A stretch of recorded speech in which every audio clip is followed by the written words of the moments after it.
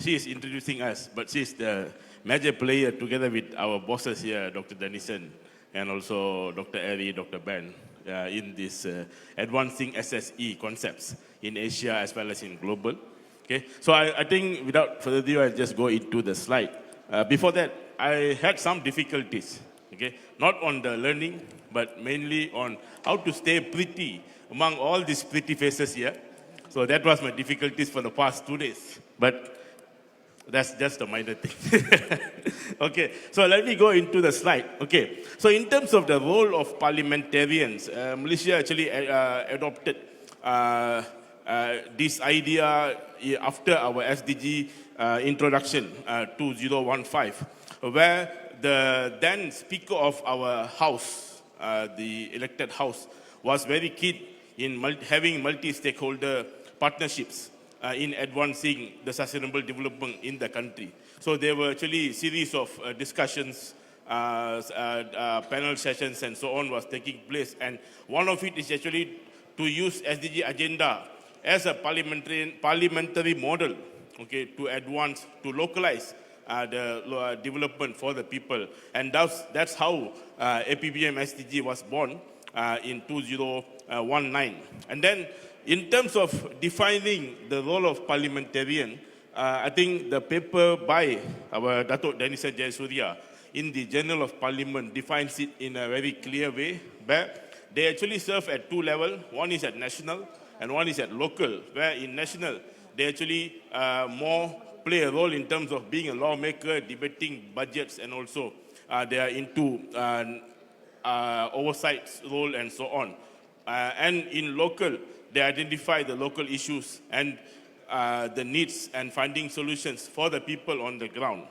And together with APPGM SDG in Malaysia, what their role has been advanced further with some technicalities and so on, where in terms of their role at the national, they become the enablers for so many things, especially when we have a governing committee, our APPGM own governing committee in the Parliament House, by the parliamentarian, who consists of both the houses, upper house and the lower house, and also it's a bipartisan in nature, and is conducted in a very high integrity manner. I think integrity is one of the very crucial principles that we really want to take up under this SSE and SE model. And this is actually enabled by the APBGM model. Apart from that, they are also leading the policy roundtables, special select committee engagements, and also many others. That's in Malaysia. Through APPGM, they're also now leading discussions and also presentations at regional and global level at UN meetings, UN ASCAP meetings, and so on. And in terms of local, they're actually mapping the local needs, okay, leading the mapping exercise at the local level in their parliamentary constituencies, and enabling micro solutions by identifying the needs of the people and also identifying the partners who are going to conduct the programs with the people. And also, they're also leading the capacity building program for the key community leaders as well as local agencies in terms of SDG, SSC knowledge and compliance. So these are the works that the parliamentarians do at the national as well as the local level together with APPGM SDG. I think the photo there is our boss, Dr. Denison, sitting nicely in a river right. Maybe the crocodile there just thinking, I might have my lunch with Dr. Denison maybe. So that's the photo, okay? That's in Sarawak. And the photo below is the micro solution that we normally do in terms of economic development. Women there actually trying to have her bouquet training, flower bouquet training going on and so on.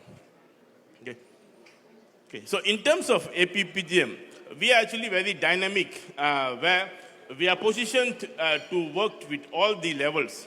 That's the platform that parliamentarians use or utilize or leverage in terms of having multiple engagement at the multiple level through APPGM to champion SSE and also SDG agendas from global up to local. So in Malaysian context, so there are, I think, in terms of parliamentary level, I have explained to you just now. But apart from parliamentary level, we are also at the National SDG Steering Committee. As we speak now, our staff there in Malaysia are attending the committee meeting together with the minister And then we also have engagement with Ministry of Finance in terms of impact financing. I think I can share with you, past 2 years, we are actually receiving additional funding for SDG localization. In terms of sustainable community farming, that's about 10 million. And very recently, we received funding to bring policy solution to the district level, district and local level. That's an initiative by the Ministry of Finance for another 15 million. So these are the engagements that our parliamentarian does, apart from through the APPJ model, to enable solutions to the local. And apart from that, we are also working at economic planning level and also at the implementation level, where we work with agencies. We are actually bringing in national partners towards solution. Also, we are empowering the local leaders and organizations. And all these initiatives are actually led by parliamentarians at our state. Okay, this is the model that we work on, okay, where we started with community mapping over here, okay, at the research visit until the policy intervention that we are doing. And in the middle, we have micro solutions that we take up with communities, the micro programs and so on. I know this is very detailed, but this is more like our workflow that we do, from identifying the need and then working towards solving the issues at the micro level and also at the macro level through policy advocacy and so on. And for today's presentation, I would like to stick to two main things that we do at the district, okay, not at national, at the district or local level, where one is the micro solution project, the community development projects, and another is the district level policy interventions that we have adopted recently. Okay, I think I can go fast. So in terms of micro solutions, we took up SSE as our mainframe guiding principle in terms of designing our solutions for the people, apart from social work principle as well as the SDGs.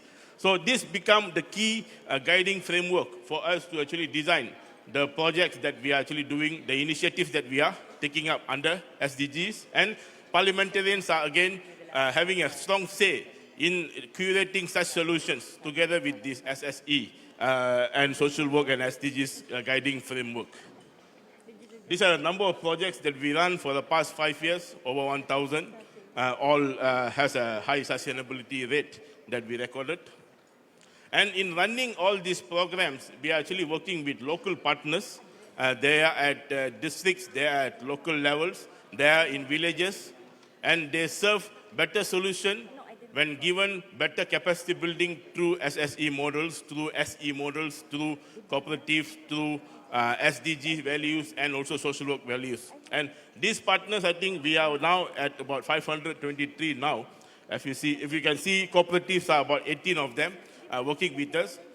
Through these partners, we are also developing cooperatives, developing social enterprises, developing non-governmental organizations through the partnership that we have, which means we are not only having partners from outside, we are also developing partners from our ecosystem. Our participants are now becoming our partners and so on. And to achieve this, we have the empowerment models. We actually adopted 2 empowerment models. One is the partners empowerment model, where we are moving them from just a grant recipient, as what Father said yesterday. Okay, we are not only sticking to the grant recipient status, we are moving them towards sustainability, where we are getting them to register social enterprise and cooperatives to be sustainable in terms of business financing and so on. So that's the movement that we are recording. And in terms of developing the participants of our program, the real people on the ground, we adopted this model. Again, also it's in compliance with the SSE model, where participatory decision making is a key in this particular model. Okay, we get our participants to decide on what projects they want to do with the financial capacity that we have given to them, and we make sure they have active participation, and we create ownership of the program. This is where they become the owner of the program, and after some time they become the partner with us, with organizations and so on. And after some time, it is running automatically, not even with our financing. It was their own financing through cooperatives and so on. Many good models are there. Okay, this is one of the example, I think I don't go into the details much, but this is started with kind of a generational poor women in Bajau, Sabah state in Malaysia. We met them in 2021. Today, they are actually entrepreneurial women with success products, okay, and successful space to engage, and their social support is actually increased by many sales capitals and so on, funding from other agencies and so on. So this movement is actually recorded through the SSE model that we took up by using our empowerment model, the partnership empowerment model, as well as the participants empowerment model that we adopted. Okay, so this is the new initiative, as I mentioned just now, the financing that our parliamentarians does with the engagement of Ministry of Finance, where we develop this particular project. We want to bring policy discussion at the district level, the local level. Okay, where normally we talk about policy at national. This one is actually discussion on the policy at the district with district administrative and local administrative, local government and so on. And it's actually developed based on our VNR suggestion in 2021. And we are going to revisit the communities, also again together with parliamentarians, to actually find solutions for the people's need. We're going to map their poverty rate. We are actually after COVID, so we need to remap our poverty rate and so on. And we're going to bring national funders into the ecosystem at the local and district level. So it's a very unique project that we have undertaken now. We are finding literature reviews for similar projects all over the world currently. It's a very good initiative. And it was started with multi-stakeholder engagement that parliamentarian led in 2020 when we really started our whole APPJM initiative. Okay, so when we have problems on the ground and so on, we, together with our parliamentarians, started to have multi-agency engagements. So we formed multi-agency committees on the ground. And this particular committee is in Subang Jaya Public Housing Project, where we led, the parliamentarian-led series of discussions with agencies, which able to solve systemic issues on the ground. And this is actually a very successful model that we have. We have few models also, where parliamentarian leading discussions toward finding sustainable solution in a multi-stakeholder way, promoting the solidarity model and so on. I think in terms of lessons, we can say that just now I was saying parliamentarian leverage on APPJM SDG dynamic position for the greater good and bringing SSE-based solution to the people, and empower the partners, a partnering organization towards sustainability through forming of SE and also cooperatives. They also lead discussion and foster sustainable policy making at the national as well as the district level.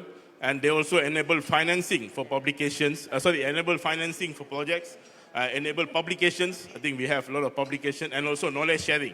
That's what I'm today learning from all of you. I think that's it from my side. The picture doesn't have anything to do with the politicians or parliamentarians. That's our future. Let's make them smile for very, very, very long time through whatever work that we are doing now together with the parliamentarians. Thank you.